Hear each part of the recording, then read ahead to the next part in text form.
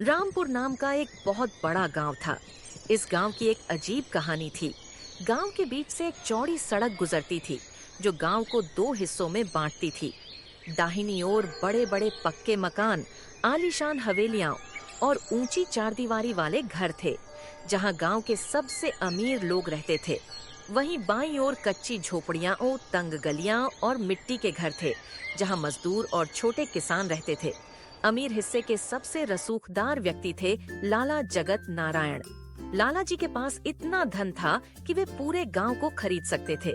वे हमेशा रेशमी कुर्ता पहनते, हाथ में सोने की अंगूठियां और आंखों पर अहंकार का चश्मा होता।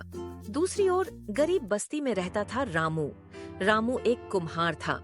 उसके पास धन तो नहीं था, लेकिन उसके हाथों में जादू था। वह मिट्टी से ऐसे बर्तन और मूर्तियां बनाता कि देखने वाला दंग रह जाए। रामू का मानना था कि इंसान मिट्टी से बना है और अंत में मिट्टी में ही मिल जाएगा, इसलिए घमंड किस बात का। एक दिन लाला जगत नारायण की बेटी की शादी तय हुई।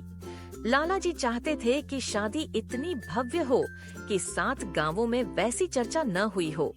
उन्होंने रामू को अपनी हवेली बुलाया।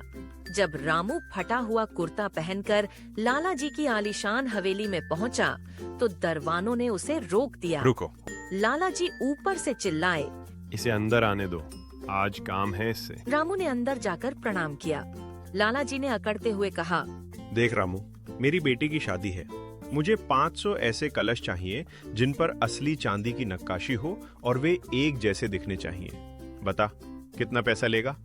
जो मांगेगा वो दूंगा, बस मेरा रुतबा कम नहीं होना चाहिए। रामू ने विनम्रता से कहा, लाला जी, मैं कलश बना दूंगा, लेकिन नक्काशी के लिए मुझे वक्त चाहिए होगा। मिट्टी को पकने में और हाथों को सफाई दिखाने में समय लगता है। और रही बात पैसों की, तो आप बस मुझे इतना दे देना कि मेरे बीमार बाप की दवा आ जाए और मेरे घर का चूल्हा जल जाए। लाला जी हंसे और बोले, गरीब ही रहा तू। अरे मैं तुझे अमीर बना सकता हूँ और तू बस चूल्हा जलने की बात कर रहा है। जा, काम शुरू कर। शादी की तैयारियां जोरों पर थीं। रामू दिन रात चक्के पर मिट्टी घुमाता रहा। उसके हाथ मिट्टी से सने रहते, लेकिन उसके चेहरे पर एक सुकून था। उधर लाला जी शहर से महंगी लाइटें, विदेशी फूल और बड़े बड़े शेफ बुला रहे थे, लेकिन कुदरत को कुछ और ही मंजूर था। शादी से 2 दिन पहले अचानक मौसम ने करवट ली। आसमान में काले बादलों ने डेरा डाल दिया और ऐसी मूसलाधार बारिश शुरू हुई कि मानो प्रलय आ गया हो। गांव की नदी उफान पर आ गई। अमीर बस्ती के पक्के मकानों में पानी घुसने लगा। लाला जी का सारा कीमती सामान, विदेशी फर्नीचर और महंगी लाइटें पानी में तैरने लगीं। बिजली कट गई और चारों तरफ अंधेरा छा गया। जब धन बेकार हो गया, बारिश रुकी, तो लेकिन तबाही का मंजर पीछे छोड़ गई। लाला जी की हवेली के तहखाने में पानी भर गया था, जहां अनाज और कीमती सामान रखा था। गांव की सड़कें कट गई थीं, शहर से आने वाला रास्ता बंद हो गया था। अब स्थिति यह थी कि लाला जी के पास तिजोरी में नोटों की गड्डियां और सोना तो था, लेकिन खाने के लिए अनाज नहीं था। शहर के हलवाई और शेफ बारिश की वजह से गांव नहीं पहुंच पाए। मेहमान आने वाले थे और लाला जी के घर में चूल्हा जलने की स्थिति भी नहीं थी, क्योंकि सारी सूखी लकड़ियां भीग चुकी थीं। अमीर लोग एक दूसरे की मदद करने के बजाय अपना अपना सामान बचाने में लगे थे। लाला जी पहली बार खुद को बहुत लाचार महसूस कर रहे थे। उन्होंने अपने नौकरों से कहा, जाओ, किसी से अनाज मांगो, मैं 2 गुनी कीमत दूंगा। लेकिन किसी के पास अनाज था ही नहीं। तभी रामू, जिसने बारिश के दौरान अपनी झोपड़ी की छत को बड़ी मुश्किल से बचाया था, अपनी बैलगाड़ी लेकर निकला। उसके साथ बस्ती के और भी गरीब लोग थे। रामू लाला जी की हवेली के पास पहुंचा। लाला जी को लगा कि रामू शायद अपने पैसों के लिए आया है।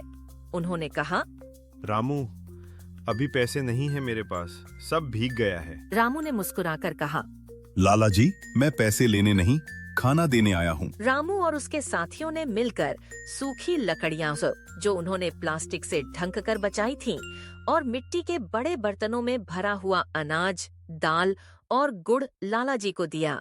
रामू ने कहा, लाला जी, मिट्टी के इन बर्तनों ने अनाज को भीगने से बचा लिया।